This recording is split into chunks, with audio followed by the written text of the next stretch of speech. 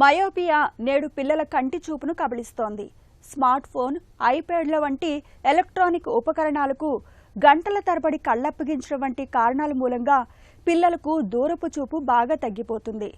Myopia బారిన పడ్డప్పుడు దగ్గర వస్తువులు బాగానే కనిపిస్తాయి, కానీ దూరంగా ఉండే వస్తువులు మాత్రం సరిగ్గా కనబడవు. నిజానికి ఈ రకమైన దృష్టిలోపం చిన్న వయసులోనే మొదలై ఆపై వయసుతో పాటు పెరుగుతూ వస్తుందని చెబుతారు డాక్టర్లు. దీనికి చికిత్స పెద్ద కష్టమేమీ కాదు. కళ్లద్దాలు, లెన్స్లు, లేసిక్ వంటి చక్కటి చికిత్సలు ఇవాళ అందుబాటులో ఉన్నాయి. పిల్లల్లో మయోపియా దృష్టిలోపం గురించి ఇప్పుడు తెలుసుకుందాం.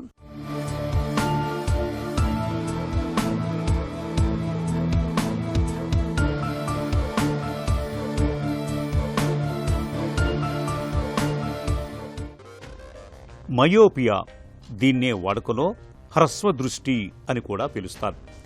ఈ సమస్య కారణంగా సమీపంలోని వస్తువులు మాత్రమే కనిపిస్తాయి.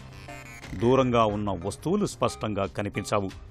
మయోపియా ఉన్నవారికి సుదూర వస్తువులను చూడటంలో చాలా ఇబ్బందులు ఎదుర్కొంటూ ఉంటారు. మయోపియా ఉన్నవారికి కొన్ని కారణాల వల్ల కాంతి రెటీనా మీద కాకుండా దాని ముందు ఫోకస్ అవుతుంది. దాంతో దూరంగా ఉన్న వస్తువులు కనిపించవు. దగ్గరగా ఉన్న వస్తువులే స్పష్టంగా కనిపిస్తాయి. కంటి ఆకారం లేదా కళ్ల భాగం మారినప్పుడు మయోపియా సమస్య మొదలవుతూ ఉంటుంది. దీని కారణంగా రెటీనా వెనుక దృష్టి కేంద్రీకరించటానికి బదులుగా కాంతి ముందు దృష్టి కేంద్రీకరించటం ప్రారంభిస్తుంది. దీని కారణంగా సుదూర వస్తువులు అస్పష్టంగా కనిపిస్తాయి. మయోపియా సమస్య సాధారణంగా బాల్యంలోనే మొదలవుతుంది. ఇవాళ ఎక్కువ మంది పిల్లల్లో మయోపియా అనేది ఎక్కువగా కనిపిస్తోంది. దీనికి జన్యుపరమైన కారణాలు జీవనశైలి సరిగా లేకపోవటం, స్మార్ట్ ఫోన్, కంప్యూటర్ల వంటి ఎలక్ట్రానిక్ ఉపకరణాలపైన గంటల తరబడి గడపటం, పుస్తకాల్ని తక్కువ వెలుతురులో చదవటం వంటివి ప్రధాన కారణాలని నిపుణులు చెబుతున్నారు. మయోపియా అనేది ఒక టైప్ ఆఫ్ రిఫ్రాక్టివ్ ఎర్రర్ అండి. మయోపియా ఉన్న వాళ్ళకి దూరపు చూపు మసగ్గా ఉంటుంది, దగ్గర క్లియర్గా కనిపిస్తుంది. దీన్ని నియర్ సైటెడ్నెస్ అని కూడా అంటారు. ఈ మయోపియాలో ఏమవుతుందంటే ఆ కిరణాలు ఏవైతే లోపలికి వెళ్తాయో అది చూపుకు సంబంధించిన చోట పడకుండా దానికన్నా ముందు పడుతుంది, అంటే కొంచెం ఇన్ ఫ్రంట్ పడుతుంది. దానివల్ల మనకి ఏదైతే చూసినామో అది కొంచెం మసగ్గా బ్లర్గా కనిపిస్తుందండి. నెక్స్ట్ అది కాకుండా ఫ్రీక్వెంట్గా తలనొప్పులు రావటం, అవి కొంచెం స్ట్రెయిన్గా అనిపించటం, ఇంకా ఏదైనా వస్తువు చూస్తున్నప్పుడు కన్నును చిన్నగా చేసి చూస్తారు, స్క్వీజ్ చేసి చూస్తారనమాట. దాన్ని పిన్ హోల్ ఎఫెక్ట్ అంటారు. దానివల్ల వాళ్ళకి కొంచెం ఆ మసక అనేది తగ్గుతుంది. సో అందుకని చిన్నగా చేసి చూడటం. అండ్ కొంతమంది అయితే కన్ను పక్కకు తిప్పేస్తుంటారు, మెల్లలోకి వెళ్ళిపోతుంటుంది. సో అలాంటివి ఉంటాయి. ఇంకొంతమంది పిల్లలు అయితే టీవీ దగ్గరగా వెళ్ళి టీవీ చూస్తుంటారు. సో ఇలాంటి లక్షణాలు ఏమైనా మనం గమనించినప్పుడు వెంటనే ఐ చెకప్ చేయించుకోవడం మంచిది. మయోపియా ఉన్నప్పుడు పిల్లలకు దగ్గర వస్తువులు బాగానే కనిపిస్తాయి, కానీ దూరపు వస్తువులు స్పష్టంగా కనిపించవు. స్కూల్లో బ్లాక్ బోర్డుపై అక్షరాలు సరిగా కనిపించక ఇబ్బంది పడుతూ ఉంటారు. పక్కన ఉండే పిల్లల పుస్తకాల్లోకి తొంగి చూస్తూ నోట్స్ రాసుకుంటూ ఉంటారు. పుస్తకాన్ని చాలా దగ్గరకు పెట్టుకొని చదువుతూ ఉంటారు. చదివేటప్పుడు ఒక లైను నుంచి మరొక లైనుకు జంప్ అవుతూ ఉంటారు. టీవీకి దగ్గరగా కూర్చొని చూస్తూ ఉంటారు. తరచూ కళ్ళు నొలమటం, ఊరికూరికే కళ్ళార్పటం, తరచూ చేత్తో ఒక కంటిని మూసుకోవటం, తలనొప్పి అని ఫిర్యాదు చేయటం, తల ఒక పక్కకు వంచి చూడటం, ఇవన్నీ కంటి చూపులో సమస్య ఉందని చెప్పే సంకేతాలే.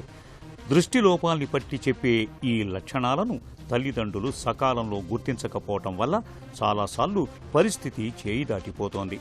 మామూలుగా అనారోగ్యంగా భావించో, బడి తప్పించుకోవటానికి పిల్లలు చెబుతున్న సాకుగా భావించో కొన్ని లక్షణాలను కంటి సమస్యలుగా పెద్దలు గుర్తించలేకపోతుంటారు. మయోపియా నిర్ధారించుకోవటం అంటే విజన్ టెస్టింగ్ చేస్తారు. విజన్ చార్ట్ అంటుంది, అది పెట్టి విజన్ టెస్టింగ్ చేసి గ్లాసెస్ పవర్ ఏమైనా పడుతుందా అని చెక్ చేస్తారు. పడితే గనక అప్పుడు కూడా మళ్ళీ కంట్లో మందేసి రీచెక్ చేస్తారు. కన్ఫామ్ అయితే అప్పుడు గ్లాసెస్ ప్రిస్క్రిప్షన్ రాస్తారు, అది వాడుకోవాల్సి వస్తుంది. కానీ మసక అనే దానికి గ్లాసెస్ ఒకటే కాదు, వేరే కారణాలు కూడా ఉండొచ్చు. సో మీరు హాస్పిటల్కి వెళ్ళినప్పుడు కంటి నరంలో ఏమైనా తేడాలు ఉన్నాయా, నీటి కాసులు కానీ శుక్లాలు కానీ ఇలాంటివి ఏమైనా వేరే కారణాలు ఉంటాయి. మెల్ల కన్ను రావటం, లేజీ అయ్యి అంటాము, ఇవన్నీ ఉంటాయి. సో ఇవి కూడా ఏమైనా ఉన్నాయా, ఇది కూడా కారణాలా అని డాక్టర్ గారు చూస్తారు. అవన్నీ ఏమీ లేనప్పుడు ఉట్టి గ్లాసెస్ సరిపోతాయి. సో ఈ కంప్లీట్ ఐ చెకప్ చేయించుకున్నాక గ్లాస్ ప్రిస్క్రిప్షన్కి వెళ్తే సరిపోతుంది. పిల్లల్లో కనిపించే మయోపియా వంటి దృష్టి లోపాలను సరిచేసేందుకు ఇవాళ కళ్లద్దాలు, కాంటాక్ట్ లెన్సెస్ మొదలుకొని లేసిక్ సర్జరీ వరకు పలు చికిత్సలు అందుబాటులో ఉన్నాయి. కళ్లద్దాలను లేదా లెన్సులను సూచించే ముందు సాధారణ ఐ చెకప్తో పాటు రెటినోస్కోపీ వంటి పరీక్షలు చేయాల్సి ఉంటుంది. వీటి సాయంతో హ్రస్వదృష్టి తీవ్రత ఎంత ఉందన్నది తెలియటంతో పాటు రెటీనా అనేది కాంతిని ఎంత మేరకు పరావర్తనం చేస్తోందన్నది కూడా తెలుస్తుంది. ఆపై మయోపియా తీవ్రతను బట్టి కళ్లద్దాలను, లెన్సులను డాక్టర్లు సూచిస్తారు. కళ్లద్దాలు, లెన్సులు వద్దనుకున్న వారికి లేసిక్ సర్జరీ ఒక చక్కటి పరిష్కారం. సునిశ్చితమైన లేజర్ని కంటి రెటీనా మీదకు పంపటం ద్వారా రిఫ్రాక్టివ్ ఎర్రర్ను ఇవాళ సులువుగా సరిచేయొచ్చు. అయితే రెటీనా పొర చాలా పల్చగా ఉన్న పిల్లలకు మాత్రం లేసిక్ కంటే కళ్లద్దాలు వాడుకోవటమే మేలని చెబుతారు నిపుణులు. మయోపియా ట్రీట్మెంట్లో ఫస్ట్ పార్ట్ గ్లాసెస్. సో మీ గ్లాసెస్ పడినప్పుడు రెగ్యులర్గా గ్లాసెస్ వాడాలి, రెగ్యులర్గా ఐ చెకప్ చేయించుకోవాలి. ఇప్పుడు మయోపియాలో అడ్వాన్స్ ట్రీట్మెంట్స్ ఉన్నాయండి.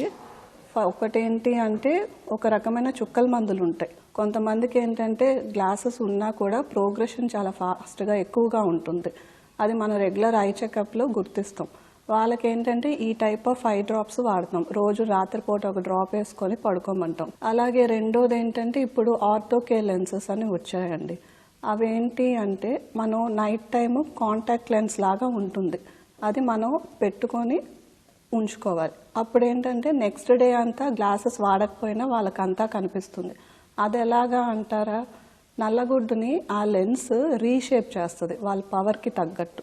సో దానివల్ల వాళ్ళకేంటి అంటే నెక్స్ట్ డే గ్లాసెస్ లేకుండా గ్లాస్ ఫ్రీ అవ్వచ్చు. మూడోది ఏంటంటే ఇప్పుడు కొత్తగా డీఫోకస్ లెన్సెస్, మయోపిక్ లెన్సెస్ అని వస్తున్నాయి. అవేంటి అంటే ఇలా చూస్తానికి గ్లాసెస్ లాగే ఉంటాయి, కానీ సెంటర్లో క్లియర్ జోన్ ఉంటుంది. ఆ పెరిఫరీ అంతా ఏంటంటే చిన్న చిన్న మినియేచర్ లెన్సెస్ ప్లస్ లెన్సెస్ ఉంటాయి. ఆ సెంటర్ జోన్లో నుంచి మన పవర్ ఉంటుంది. సో అంత క్లియర్గా కనిపిస్తూ ఉంటుంది. ఆ పెరిఫరీలో ఉన్న లెన్సెస్ యూజ్ ఏంటి అంటే అవి మనకి పెరిఫరీ నరం మీద ఒక బ్లర్ ఇమేజ్ని క్రియేట్ చేస్తుంది. దానివల్ల ఏమవుతుంది అంటే ఇట్స్ లైక్ ఒక ట్రిక్ లాగా బ్రెయిన్కి, మనం బ్రెయిన్ని ట్రిక్ చేయటం ఐబాల్ని లెంత్ పెంచకుండా. సో ఆ పెరిఫరీ ఇమేజ్ వల్ల ఏమవుతుందంటే బ్రెయిన్ ఏమనుకుంటుందంటే ఓకే వీళ్ళకి ఐబాల్ ఇంకా పెరగకూడదు, ఎలాంగేట్ అవ్వకూడదు అని ఒక కంట్రోల్లో మెయింటైన్ చేస్తుంది. అది అలా మెయింటైన్ అయినప్పుడు మనకు ఐ పవర్స్ కూడా పెరగదు. సో ఆ ఎలాంగేషన్ అనేది కంట్రోల్ చేస్తాకి ఈ టైప్ ఆఫ్ లెన్సెస్ హెల్ప్ అవుతాయి. సో మయోపియాని కూడా ఎక్కువ ప్రోగ్రెస్ అవ్వకుండా స్లో డౌన్ చేయొచ్చు. మయోపియా వంటి దృష్టి లోపాల్ని అవి వచ్చాక సరిచేసుకోవటం కన్నా రాకముందే జాగ్రత్త పడటం ప్రధానం. ముఖ్యంగా చిన్నతనం నుండే పిల్లలు ఇళ్లలోనూ, అపార్ట్మెంట్లకు, కంప్యూటర్లకే పరిమితం కాకుండా వాళ్ళు బయటకు వెళ్లి ఆడుకునేలా ప్రోత్సహించాలి. ఎందుకంటే మన శరీరం దేనికి అలవాటైతే దానికి సర్దుకునే గుణం ఉన్నట్లే కళ్లకు కూడా దగ్గర చూపుకే ఎక్కువగా అలవాటు చేస్తే అవి కూడా ఆ చూపుకు మాత్రమే పరిమితమవుతాయి. ముఖ్యంగా నగరాల్లో ఇండోర్ కార్యకలాపాలే ఎక్కువ. దీనివల్లే ఎక్కువగా దగ్గర చూపు బాగుండి దూరపు చూపు కనిపించకుండా పోవటం అనే సమస్య ఎక్కువగా వస్తూ ఉంటుంది. అందుకే ఓపెన్ గ్రౌండ్స్కు, విహార యాత్రలకు, ట్రెక్కింగ్ తదితర వాటిల్లో పిల్లలు, పెద్దలు పాల్గొనటం, దూరపు వస్తువులను చూసే అవకాశాలను తరచుగా కళ్లకు కల్పించటం వల్ల దూరపు చూపు దెబ్బతినే ప్రమాదం రాదు.